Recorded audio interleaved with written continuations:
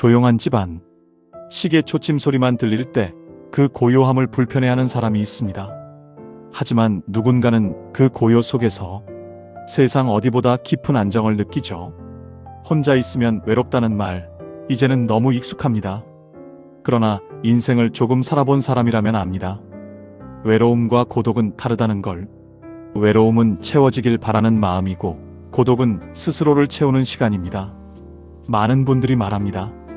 요즘은 사람 만나는 게 피곤해요. 그냥 집에 혼자 있는 게 제일 편해요. 한때는 그 말을 나이 들어서 그런가 하며 자주 했지만 어느 순간 깨닫게 됩니다. 그건 퇴보가 아니라 성장의 신호일지도 모른다는 거요. 왜 어떤 사람은 혼자 있을 때 불안하고 어떤 사람은 혼자 있을 때 오히려 더 단단해질까요? 그 차이는 고요를 견디는 힘에 있습니다. 어릴 땐 누가 나를 불러주길 바랐습니다. 직장 다닐 땐 누가 내 존재를 인정해주길 바랐죠. 하지만 세월이 흘러 이제는 누가 알아주지 않아도 괜찮다고 느낄 때가 있습니다. 그때 비로소 혼자 있음이 외로움이 아니라 평화가 됩니다. 혼자 집에 있을 때가 가장 행복한 사람들, 그들은 자신과 이미 친해진 사람들입니다. 혼자 있는 시간을 빈 시간이 아니라 내 삶을 가꾸는 시간으로 쓰는 사람들이죠. 예를 들어 이런 분들 말입니다. 퇴직 후 매일 아침 차 한 잔 내리며 창밖을 보는 분. 예전에는 출근 준비하느라 허겁지겁이었는데 이젠 찻잔 위로 오르는 김을 보며 아, 이게 사는 거구나 하고 미소 짓습니다. 그 시간 그는 아무것도 하지 않습니다. 하지만 그 아무것도 하지 않는 시간이 그에게는 세상에서 가장 충만한 순간입니다. 철학자 파스칼은 이런 말을 남겼습니다. 인간의 불행은 자기 방 안에 혼자 고요히 머물 줄 모르는 데서 시작된다. 그는 벌써 몇백 년 전부터 알고 있었던 거죠. 사람이 불행한 이유는 고독이 아니라 고독을 두려워하기 때문이라는 걸요. 혼자 있을 때 행복한 사람은 세상을 도망치는 게 아닙니다. 오히려 세상에 휘둘리지 않는 연습을 하는 사람입니다. 사람 사이에서 생긴 상처를 다른 사람으로 치유하려 하면 끝없이 휘청입니다. 하지만 그 상처를 혼자서 다스릴 줄 알게 되면 이제 더 이상 아무도 내 감정을 흔들지 못합니다. 어쩌면 혼자 있는 걸 두려워하지 않는 사람은 자기 인생의 주인 자리를 되찾은 사람입니다. 그들은 혼자 있을 때 자기 생각을 듣습니다. 자기 감정을 바라보고 자기 마음을 닦습니다. 그 과정이 바로 삶의 성숙입니다. 그래서 철학자들은 이렇게 말했습니다. 지혜로운 사람은 군중 속에서도 고독을 느끼며 고독 속에서도 우주와 함께 있다. 그 고독은 세상과 단절된 외로움이 아니라 세상을 품은 평화이기 때문입니다. 이제 우리에게 필요한 건 사람들과의 관계를 끊는 게 아니라 자기 자신과의 관계를 회복하는 일입니다. 혼자 있을 때 불안하신가요? 그건 자연스러운 일입니다. 그 불안은 당신이 아직 자기 마음을 완전히 믿지 못하기 때문입니다. 하지만 그 시간을 조금만 견디면 그 안에서 놀라운 일이 일어납니다. 마음이 고요해지고 타인의 평가가 희미해지고 나는 이대로도 괜찮다는 감각이 피어오릅니다.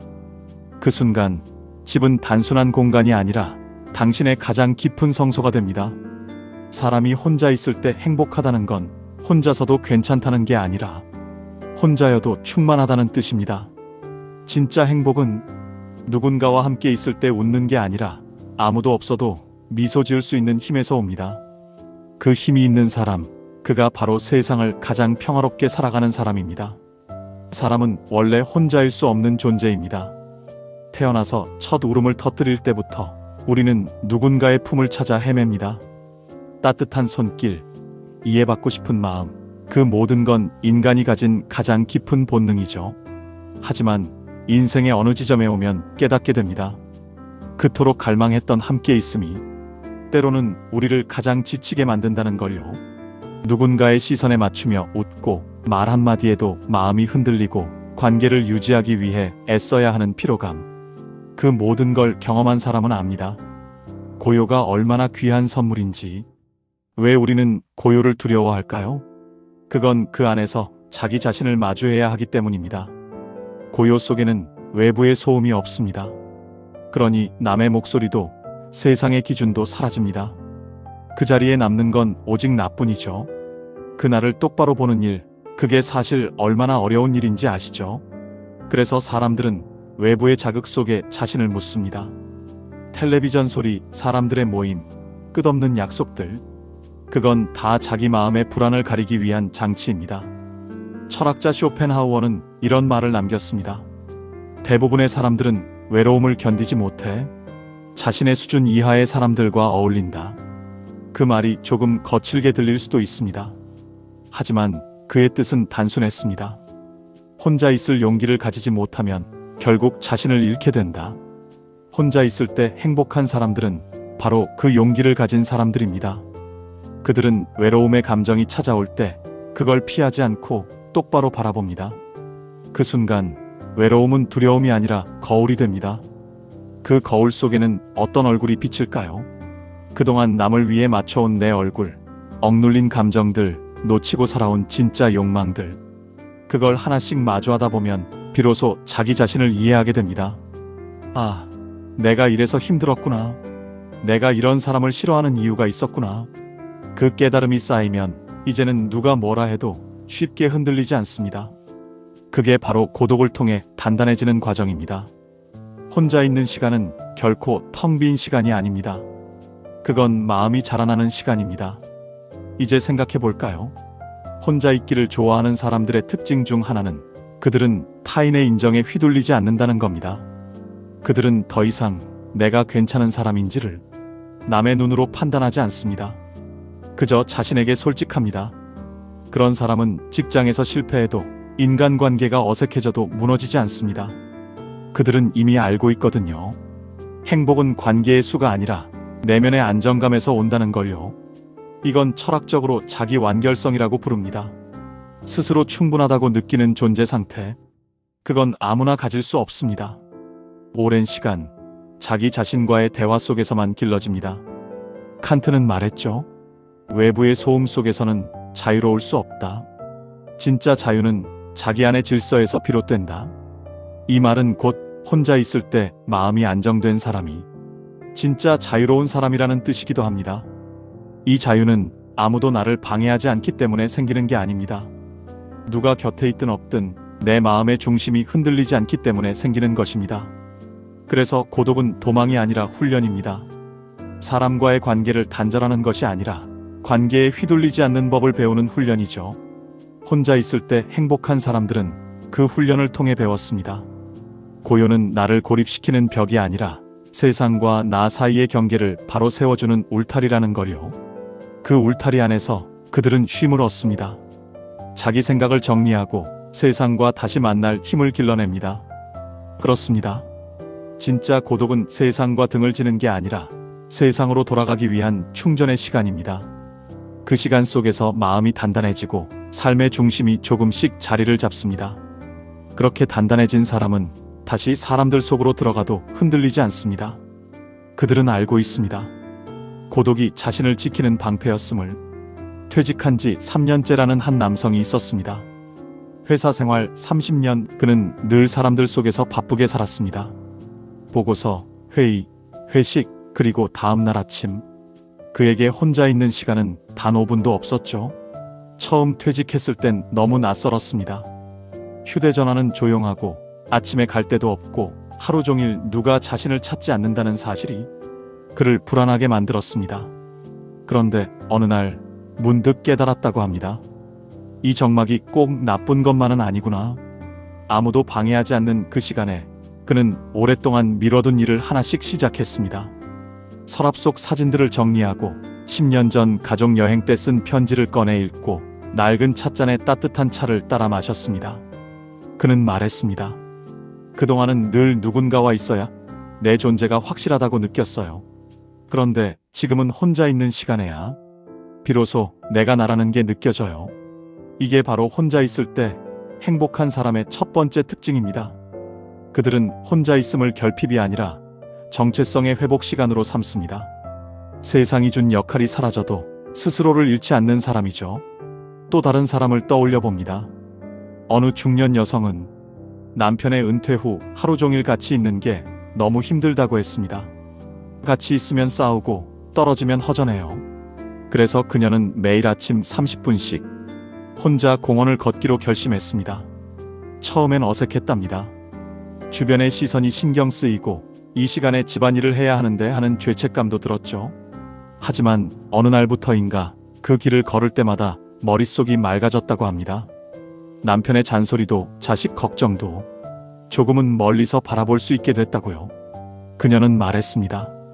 이제야 알겠어요. 내가 너무 오랫동안 남의 인생을 대신 살아왔다는 걸. 그게 바로 두 번째 특징입니다. 혼자 있을 때 행복한 사람은 남의 감정에 과하게 반응하지 않습니다. 그들은 타인의 기대를 내려놓고 자기 리듬을 찾습니다. 사람이 고요해지면 감정의 파도도 잔잔해집니다. 누가 나를 이해하지 않아도 괜찮고 누가 먼저 연락하지 않아도 불안하지 않습니다. 그건 냉정해서가 아니라 이제는 자기 안의 평화가 더 소중하다는 걸 알기 때문입니다. 이런 사람은 대화를 나눠도 다릅니다. 말이 짧고 생각이 깊습니다. 불필요한 설명을 하지 않고 상대의 말에 흔들리지 않습니다. 그들의 침묵엔 단단함이 있고 그 단단함은 세월이 만들어준 지혜입니다. 철학자 니체는 이렇게 말했죠. 고독을 견디는 법을 배운 자만이 자기 자신이 된다. 그의 말은 단순한 정신론이 아닙니다. 고독을 견딘다는 건 남을 원망하지 않는다는 뜻이고 세상을 바꾸려 하기보다 자기 마음을 다스릴 줄 안다는 뜻입니다. 그런 사람은 세상과 적당한 거리를 둡니다. 무심하게 보이지만 사실은 가장 깊이 삶을 이해한 사람입니다. 한 노신사가 있었습니다. 퇴직 후 마을의 작은 독서 모임을 이끌며 이따금 조용히 글을 썼습니다. 사람들은 그를 은둔자 같다고 했지만 그는 웃으며 이렇게 답했습니다.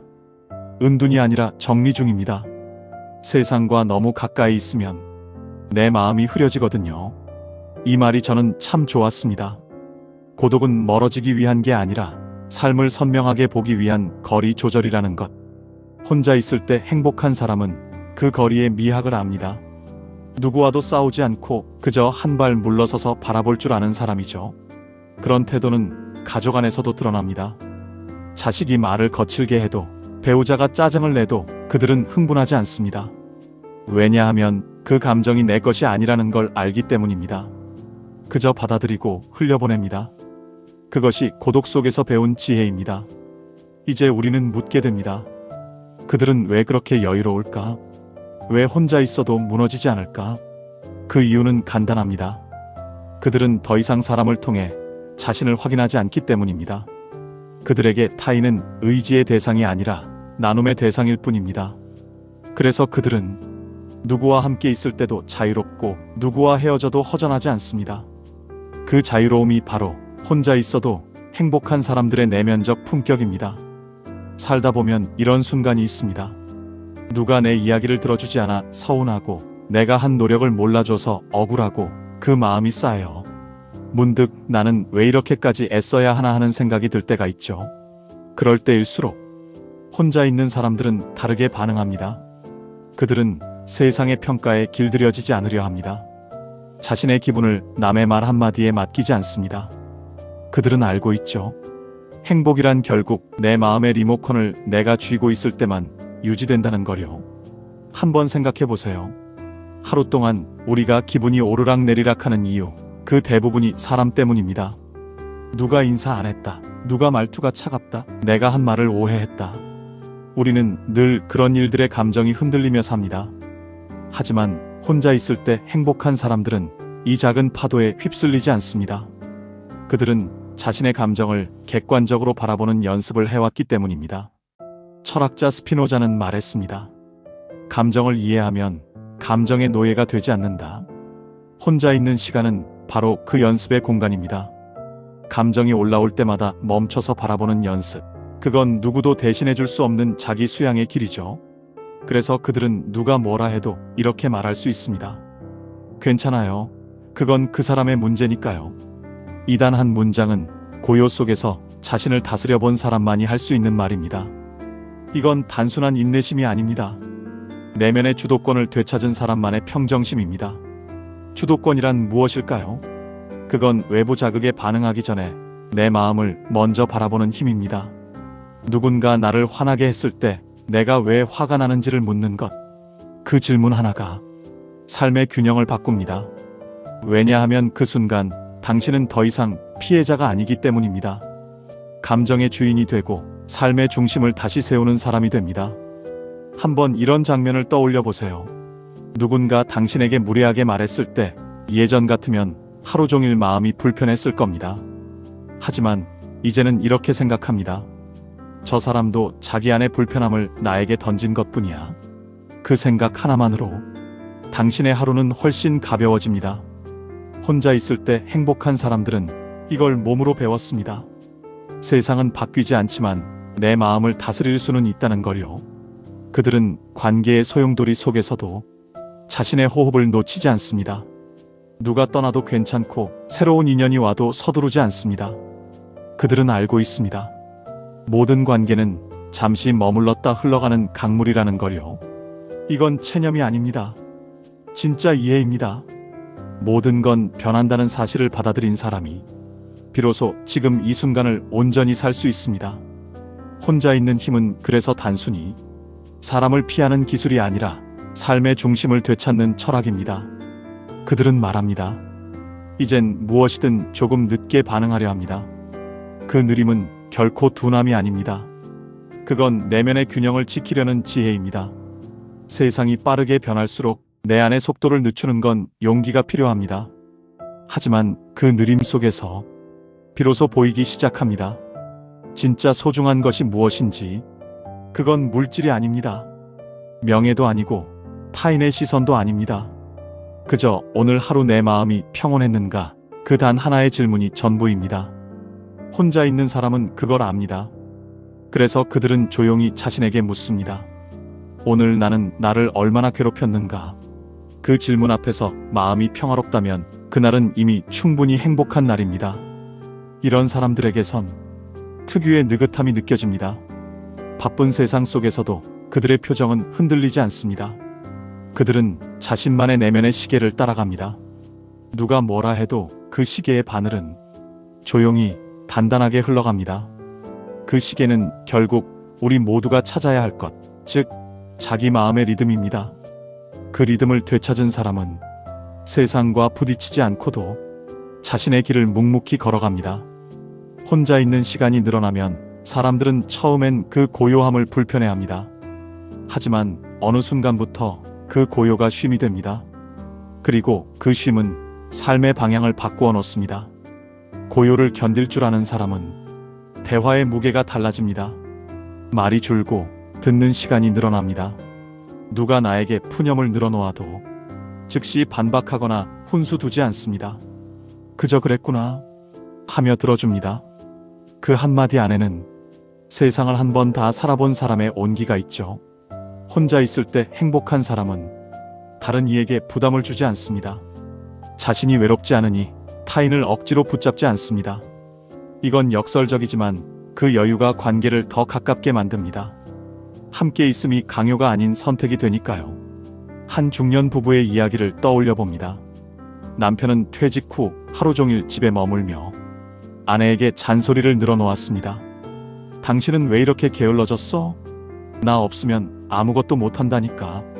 그 말에 상처받은 아내는 점점 말수가 줄었죠.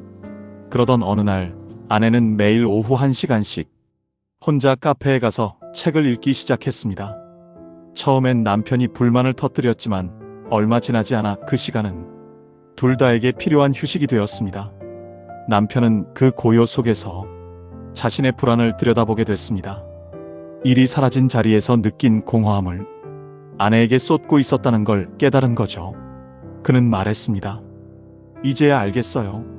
제가 외로운 게 아니라 저 자신을 잃어버렸던 거였어요. 이 고백이 관계를 바꿔놓았습니다. 그 뒤로 그들은 같이 있어도 조용하고 혼자 있어도 평화로운 부부가 되었습니다. 이게 바로 혼자 있을 때 행복한 사람의 세 번째 특징입니다. 그들은 관계를 지배하지 않고 존중합니다. 사랑을 함께 있음의 시간보다 함께 있어도 자유로운 상태로 봅니다. 혼자 있는 힘은 결국 타인을 향한 여유로 이어집니다. 그건 포기가 아니라 성숙입니다. 고독을 받아들인 사람은 삶의 속도를 조절할 줄 압니다. 급하지 않습니다. 일이 잘 풀리지 않아도 이 또한 지나가리라 하는 마음으로 견딥니다. 그 여유는 주변 사람들에게도 전해집니다. 그와 대화하는 사람들은 편안함을 느낍니다. 또한 혼자 있을 때 행복한 사람은 작은 것에서 기쁨을 찾습니다. 햇살 좋은 날, 따뜻한 차 한 잔, 가벼운 산책, 오래된 음악 한 곡. 그들은 대단한 사건이 없어도 하루가 충분히 의미 있음을 압니다. 어느 날 퇴직한 남성이 이런 말을 했습니다. 예전엔 내가 뭘 해야 사는 건가 생각했어요. 지금은 그냥 숨 쉬고 창문 너머 하늘을 보면 충분합니다. 그의 표정에는 후회가 없었습니다. 삶의 무게를 내려놓고 나서야 비로소 진짜 행복이 찾아온 것이죠. 그들은 세상의 성공 기준에서 조용히 물러났습니다. 하지만 그 물러남은 패배가 아니라 존재의 중심으로 돌아가는 귀환입니다. 고독을 두려워하지 않는 사람은 언제나 자기 마음의 주인이 됩니다. 그들은 남의 인정 없이도 평온하고 세상과 경쟁하지 않아도 자신 있습니다. 이건 결코 쉬운 길이 아닙니다.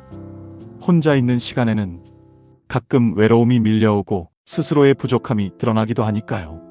하지만 그걸 견뎌낸 사람은 압니다. 그 불편함 뒤에 오는 평화가 얼마나 값진지. 그 평화는 말로 설명할 수 없습니다. 그건 마치 오래된 나무가 폭풍이 지나간 뒤 다시 뿌리를 내리는 것과 같습니다. 흔들림은 있지만 꺾이지 않는 단단함. 그게 고독이 주는 선물입니다. 결국 혼자 있는 시간은 우리 모두에게 주어진 마음의 재정비 시간입니다. 그 시간을 피하지 않고 받아들인 사람만이 다시 세상 속에서 빛납니다. 그들이 보여주는 삶의 품격은 이렇습니다. 말은 줄고 표정은 잔잔하고 타인을 판단하기보다 이해합니다. 그 조용한 기품이야말로 세월이 선물한 마지막 지혜이자 고독이 길러준 가장 깊은 행복입니다. 고요 속에 오래 머물다 보면 문득 이런 순간이 찾아옵니다. 아무 일도 하지 않는데 가슴이 잔잔히 벅차오르는 순간. 그때 사람은 처음으로 아, 내가 살아있구나 하고 느낍니다. 그건 누가 인정해주거나 무언가를 성취해서 오는 기쁨이 아닙니다. 그저 존재 자체에서 피어나는 감각. 그것이 바로 내면의 평화입니다. 혼자 있는 시간을 두려워하지 않는 사람은 결국 자신을 만나게 됩니다. 그들은 자신에게 이렇게 묻습니다. 나는 무엇을 원하고 무엇을 두려워하며 어떤 사람으로 살아가고 싶은가? 그 질문들은 결코 가볍지 않습니다. 대답하기까지 오랜 시간이 걸립니다. 어쩌면 평생 걸릴지도 모릅니다. 하지만 그 질문을 품은 사람은 이미 삶의 중심으로 향하고 있습니다. 철학자 하이데거는 말했습니다. 인간은 홀로 있음 속에서 비로소 존재의 의미를 묻는다. 그 말은 혼자 있는 시간이 결핍이 아니라 존재를 회복하는 시간이라는 뜻입니다. 혼자 집에 있는 게 좋은 사람들은 단순히 사회와 거리를 두는 게 아닙니다. 그들은 자기 존재의 근원을 돌아보는 사람들입니다. 한 은퇴한 교사가 있었습니다. 그는 젊은 시절 학생들에게 늘 이렇게 말했습니다. 열심히 노력해서 성공하라. 그런데 정작 자신은 퇴직 후에야 처음으로 묻기 시작했습니다. 성공이란 무엇이었을까? 그는 어느 날 책상 앞에 앉아 일기장을 펼치고 썼다고 합니다. 이제 나는 나를 가르치고 싶다. 그 한 문장은 그의 인생 전체를 바꿔놓았습니다. 그는 매일 같은 시간에 자신에게 편지를 썼습니다. 오늘의 기분은 어땠는가? 무엇이 나를 흔들었는가? 그 편지는 점점 짧아졌고 마침내 하루는 이렇게 끝났습니다. 오늘도 괜찮았다. 그 단 한 줄의 문장은 고요 속에서 탄생한 평화의 기록이었습니다. 이렇듯 고독을 기꺼이 받아들인 사람들은 더 이상 세상에 묻지 않습니다. 내가 잘 살고 있나? 그들은 오히려 자신에게 묻습니다. 나는 지금 평화로운가? 그 질문이 바뀌는 순간 삶의 무게도 달라집니다. 비교는 줄고 욕심은 사라지고 감사와 관찰이 자리를 잡습니다. 그들의 하루는 단순합니다. 아침 햇살을 느끼고 커피 한 잔을 음미하며 창밖 나무의 흔들림을 바라보는 일. 그게 전부지만 그 안에는 세상의 모든 충만함이 들어 있습니다. 혼자 있을 때 행복한 사람은 세상을 떠난 사람이 아니라 세상을 가장 가까이 느끼는 사람입니다. 왜냐하면 그들은 타인의 소음이 사라진 그 자리에서 비로소 삶의 세밀한 결을 보기 때문입니다. 그들이 말하는 고요는 공허한 침묵이 아닙니다. 그건 듣지 못했던 소리를 듣는 귀, 보지 못했던 빛을 보는 눈입니다. 새의 지저귀이 다르게 들리고 바람의 결이 따뜻하게 느껴집니다. 그들은 일상의 작은 소리 속에서도 삶이 말을 건넨다는 걸 압니다.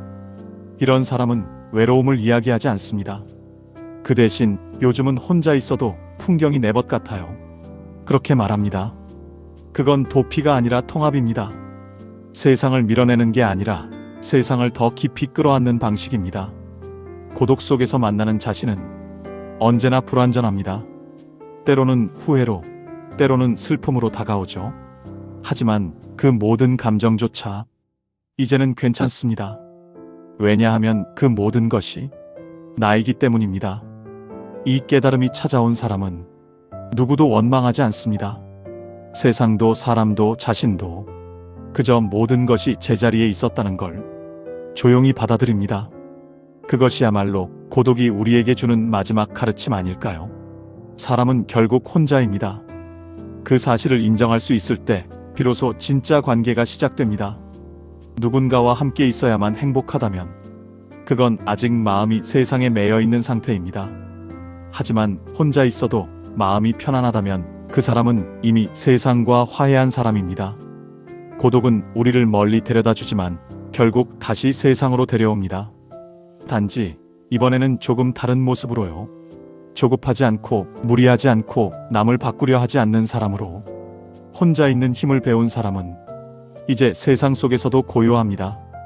소음이 많은 자리에서도 자신만의 리듬으로 숨을 쉽니다. 그들은 세상의 바깥이 아니라 중심에 있습니다. 그 중심엔 이런 마음이 자리합니다. 모든 것은 그대로 괜찮다. 그건 체념이 아닙니다. 깊은 이해입니다. 모든 관계, 모든 사건, 심지어 내 마음의 불안까지도 지나가고 흘러가며 제자리를 찾아간다는 사실을 아는 마음. 그 이해가 생긴 사람은 다시 타인을 향해 미소 짓습니다. 괜찮아요. 각자의 길이 있으니까요. 그 말 한마디에 담긴 평온은 수많은 세월의 외로움과 사유를 통과한 사람만이 전할 수 있는 것입니다. 이제 혼자 있는 사람의 하루는 이렇습니다. 아침엔 햇살에 인사하고 낮에는 자신에게 작은 일을 맡기며 저녁엔 고요히 하루를 정리합니다. 누군가와 대화하지 않아도 그 하루는 이미 가득 차 있습니다. 그들은 더 이상 무언가를 증명하지 않습니다. 누구에게 보이기 위해 살지 않습니다. 그 대신 오늘의 나를 이해하고 다독이는 일을 선택합니다. 이건 단순한 여유가 아니라 삶의 태도입니다. 혼자 있을 때 충만한 사람은 남의 마음을 헤아릴 줄 알고 삶의 흐름에 순응할 줄 압니다. 그 여유가 바로 지혜의 다른 이름입니다. 철학자 마르쿠스 아우렐리우스는 명상록에서 이렇게 썼습니다. 내 안에 고요한 성소가 있다. 거기로 들어가면 세상의 소음이 멈춘다. 이 말은 단지 고대 철학자의 문장이 아니라 오늘을 사는 우리 모두에게 필요한 마음의 좌표입니다. 그 성소는 멀리 있지 않습니다. 당신의 방 안, 당신의 마음 한가운데에 있습니다. 그곳은 늘 열려 있고 언제든 들어가 쉴 수 있습니다. 그러니 이제 이렇게 해보세요. 아무것도 하지 말고 잠시 숨을 고르고 조용히 스스로에게 속삭여 보세요. 지금 이대로도 괜찮다. 그 한 문장이 당신의 하루를 바꾸고 당신의 삶을 다시 평화로 데려올 것입니다. 혼자 있는 시간을 두려워하지 마세요. 그건 당신이 당신 자신에게 돌아가는 길입니다. 그 길 끝에는 외로움이 아니라 조용한 미소가 기다리고 있습니다. 당신이 그 미소를 지을 수 있다면 그 순간 이미 당신은 세상에서 가장 행복한 사람입니다.